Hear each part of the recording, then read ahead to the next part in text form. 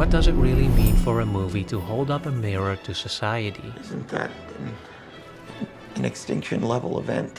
The time for playing is over. It's been over, but it's really Well, over. let's not be dramatic here. Oh gosh. Do we all know what we've got ourselves into? Welcome to the Great Reset. Do we know where we're likely to be going? And who is going to lead us? You probably have quite a few opinions about what's going on in the news cycle right now. But it's important to remember one thing. You're wrong. Here's why. It's called brainwashing. But the essential point that I want to make in all of this is that we, I think, are genuinely at a point of rupture in international relations. To the extent that I think we both despise social justice warriors, the ostrich brigade, Yes.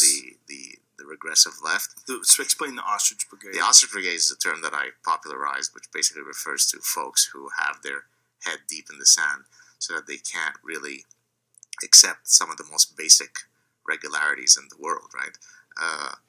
There is no link between Islam and any terrorist act anywhere in the world. And to suggest otherwise would be Islamophobic. Exactly. So somebody who exhibits this type of behavior is exhibiting ostrich logic. Right. So Justin Trudeau is the kingpin of the ostrich brigade. Damn it. Boss man, I own Satellite.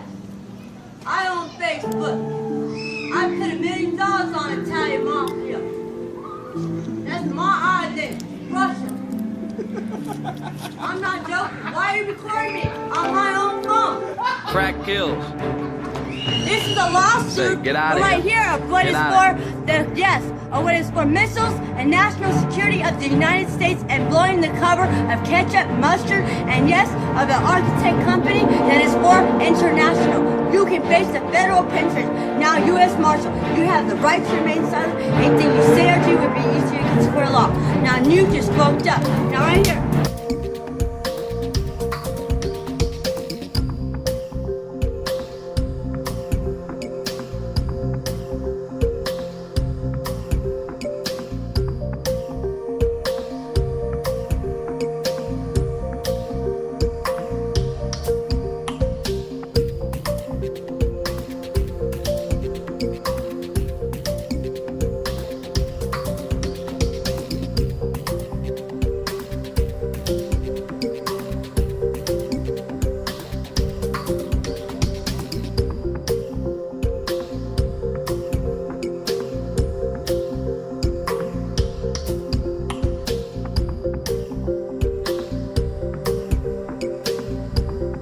In the near future, similar monitoring systems will also be applied to the movement and tracking of people. He also says that the fourth industrial revolution will lead to a fusion of our physical, our digital, and our biological identities. Echoing this on the website, the WEF discusses a future where electronic implants could become a relatively normal part of human life. Multiculturalism.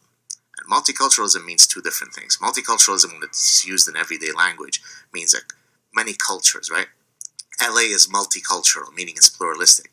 But multiculturalism as a political philosophy is actually a very dangerous idea, right? It basically says that when immigrants come into your land, they don't have to assimilate within your cultural values. Rather, you allow everybody to get ghettoized, because who are we to judge the values of another? Welcome to 2030. I own nothing, have no privacy, and life has never been better. And the line I want to highlight is as follows. Once in a while, I get annoyed about the fact that I have no real privacy, nowhere I can go and not be registered. I know somewhere everything I do, think, and dream of is recorded. I just hope that nobody will use it against me. To be clear, this article was written by Ida Auken, who is a Danish politician and also a member of the WEF, writing as a contributor for the World Economic Forum. So this is pillar number 1, surveillance. And later on, I'm going to be talking about how the world of surveillance ties in with pillar 3. But for now, let's talk about the second pillar, which is finance. Pillar 2, finance. The next pillar of the Great Reset agenda could be around finance, and more specifically, putting more control of money and assets in the hands of the government.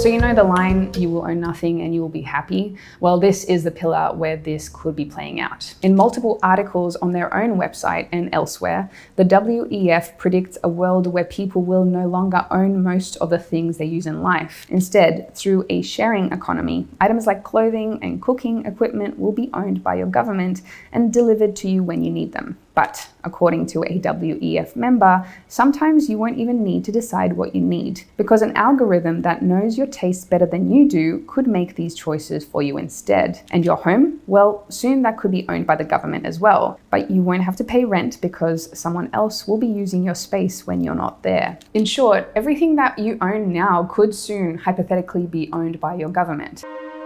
Values change from generation to generation during the rise to the top, from those who had to fight to achieve wealth and power to those who inherited it. They're less battle-hardened, steeped in luxuries, and accustomed to the easy life, which makes them more vulnerable to challenges. The golden era of the Dutch Empire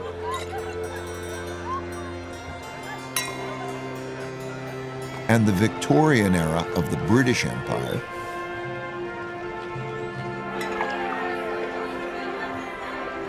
were such high prosperity periods like this. As people get used to doing well, they increasingly bet on the good times continuing and borrow money to do that, which grows into financial bubbles. Naturally, the financial gains come unevenly, so the wealth gap grows. Wealth gaps are self-reinforcing because rich people use their greater resources to reinforce their powers. For example, they give greater privileges to their children, like better education, and they influence the political system to their advantage. This causes the gaps in values, politics, and opportunities to grow between the rich haves and the poor have-nots. Those who are less well off feel the system is unfair, so resentments grow. But as long as the living standards of most people are still rising, these gaps and resentments don't boil over into conflict. Having the world's reserve currency inevitably leads to borrowing excessively and contributes to the country building up large debts with foreign lenders. While this boosts spending power over the short term, it weakens the country's financial health and weakens the currency over the long term. In other words, when borrowing and spending are strong, the empire appears very strong, but its finances are in fact being weakened. The borrowing sustains the country's power beyond its fundamentals by financing both domestic overconsumption and international military conflicts required to maintain the empire. Inevitably, the cost of maintaining and defending the empire becomes greater than the revenue it brings in, so having an empire becomes unprofitable. Could it be this guy is prone to just a little bit of exaggeration? But it's hard to say for sure. This is the big question. Who do these leaders represent? If their constituents voted for them to act in a way that didn't fit with the World Economic Forum's vision, who would these leaders choose? Their people or the World Economic Forum? Looking at how Germany, New Zealand, France, and Canada arrested protesters during the pandemic, it's not 100% certain these leaders would choose to listen to their people. On the other hand, Klaus Schwab has said he's very grateful for the loyalty of what he calls his Canadian constituency. I want to use this opportunity also to thank our Canadian constituency. Like, how dare you criticize their culture? Culture is a bullshit word. It's human behavior. You're looking at human behavior. Some human behavior is acceptable, some is not. And if it's acceptable in other countries to eat people, guess what? It's not acceptable here. You can't cook people. You can't eat them. We don't allow. So Justin Trudeau, at one point when he was a member of parliament, someone had said that things like female genital mutilations and child brides and honor killings was the type of barbarism that we don't need in Canada. And Justin Trudeau's position at the time was, how dare you use the word barbarism in describing other people's cultures, right? So he wasn't offended by having women's clitorises cut. He was offended by people who described that behavior as barbaric. So he is the king of the ostriches. Followed some of our debates regarding allowing, well, not open door, but allowing massive number of Syrian immigrants? No, I haven't followed your debates, but I see what's going on in other countries. Well, Now, you may have heard of the Great Reset by one of its more familiar names, like Agenda 21, Agenda 2030, the Fourth Industrial Revolution, or my personal favorite, the New World Order. And don't be fooled by the term reset, because they don't plan on resetting anything. A CBDC would be fully trackable, traceable, and a secure form of currency that, like Bitcoin, lives on a blockchain. But it would be also fully centralized. It would be money controlled by those in power instead of being in the hands of the people. With a CBDC, your money would no longer be held in a bank account either. Instead, proposals suggest cutting out what they call the middleman, with your government becoming the bank that directly holds your money for you. Nations like United States, Brazil, China, Canada, Germany, Austria, and Australia are already at certain stages of research or developing a CBDC, meaning we may be only a couple of years away from this becoming a reality. But potentially most worrying of all, a CBDC would also be fully programmable, meaning your government could place whatever rules they wanted on your money, potentially allowing you to only spend your money on the items that they deem appropriate, or even worse, cutting off your access to your money altogether. What are the options? I mean, how could you possibly find out what their views are? You would have to sit down with each one individually and quiz them, and then you would have to verify their claims or their answers. Well, at the very least, I would argue that you should never be allowed, under the guise of your religious practice, to espouse, hateful things, right? I mean, if you go to a house of worship and that house of worship is praying certain things that you and I would consider genocidal hatred, right. Then my right to be free of the genocidal hatred that's coming my way supersedes your right to practice your religion of genocidally hating me. Simply put, it is judging how good or bad of a citizen you are based on almost every single thing that you do in your day-to-day life. Rewarding people who are doing things that the government likes and punishing people that do the opposite. Sounds depressing? Well, there is already one place on Earth that has implemented this system. China.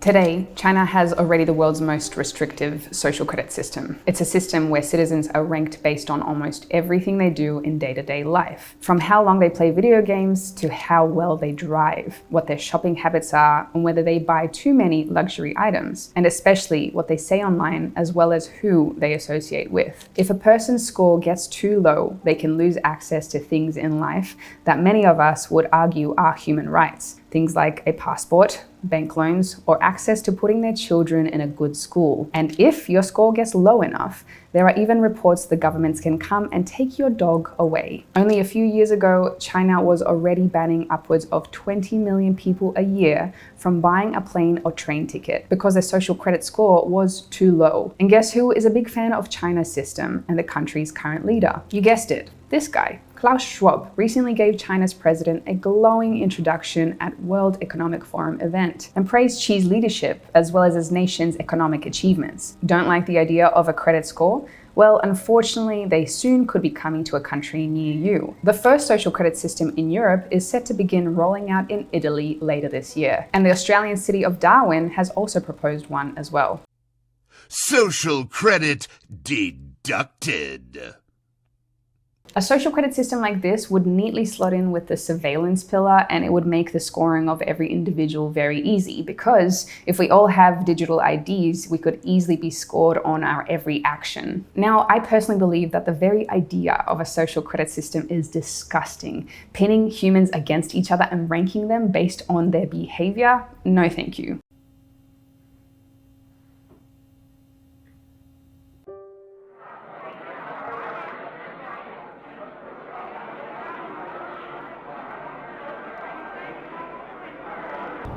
I've been hacking into government and corporate systems all over the country. All over the world. Social credit deducted. But whether you feel as strongly about this issue as I do or not, there is one thing that really can't be argued with. That a system like this would eventually mean that the government would control the people and how they live. It would mean that people would have to act the way that the government would want them to act.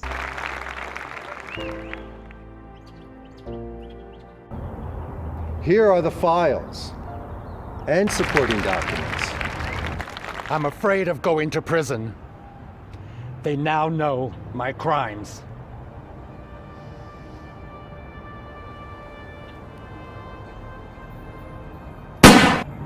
I am resigning today as your senator. Social credit deducted. And those that don't toe the line, they would lose their rights and privileges, financial privileges, economic privileges, and basic human freedoms. To me, this sounds like the perfect way of controlling a population and removing everybody's individual free will. But hey, maybe that's just me. I'd love to know your thoughts. The conclusion. In the end, these three hypothetical pillars seem to be pointing to one eventuality: absolute control. The control of people by tracking their every move. The control of a society by locking down its access to money and the things they need to survive. And the control of an individual's behavior and choices with a restrictive social credit system. And to me, it does seem like the WEF is promoting things that could make this kind of a system a reality. Last year, the inflation rate in the US rose to its highest level in decades. Though nothing like the sort of hyperinflation that drove the value of the German mark from 320 to 4.2 trillion to the dollar in the wake of World War I, Aurelian decided to end the economic chaos that had plagued the Romans for decades with a full-scale reform of the currency. Among other things, he replaced the Antoninianus with a heavier coin that had its silver content, 5%, printed on the reverse. Aurelian's reforms didn't last long. It would be another half-century before Diocletian and Constantine finally stabilized the currency, and even then, inflation remained a problem. One of the Great Reset's agenda is to consolidate the world's currency into a single universal currency that all countries, big or small, can use. But as countries adopt cryptocurrency as legal tender like El Salvador, it is becoming easier for other countries to follow suit, where there may come a day where countries don't have to rely on the United States dollar anymore for international trade. And this is ultimately what the US government fears as a potential outcome in the future. And unfortunately, if these scenarios were to play out, one of the final ditch efforts that the US does have is to wage war to protect its currencies. Now, this is where you may see longtime allies take side defending the US dollar as the world reserve currency, and longtime enemies of the United States look to abandon the dollar for alternative currencies. Make up your own mind about what you believe is going on. But as you do, just remember this. The WEF is an organization that none of us have elected.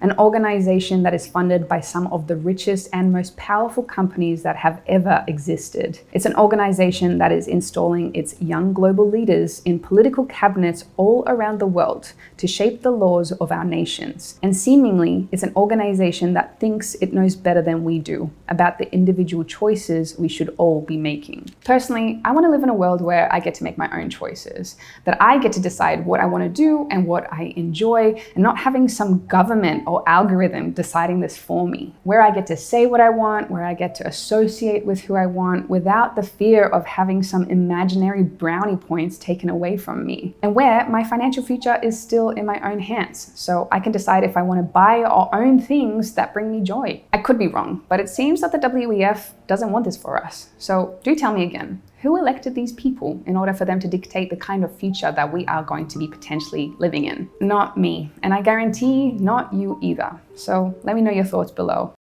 The entire world is losing its mind.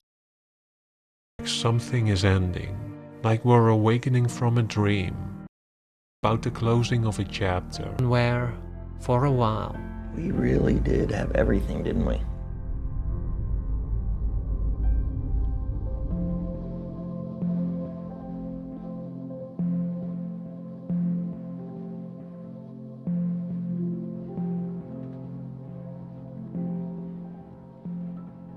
To start, you're completely missing the point, and everything you think is actually at odds with reality when you look at the data. And boy has it ruffled some feathers to dive into a complex societal issue.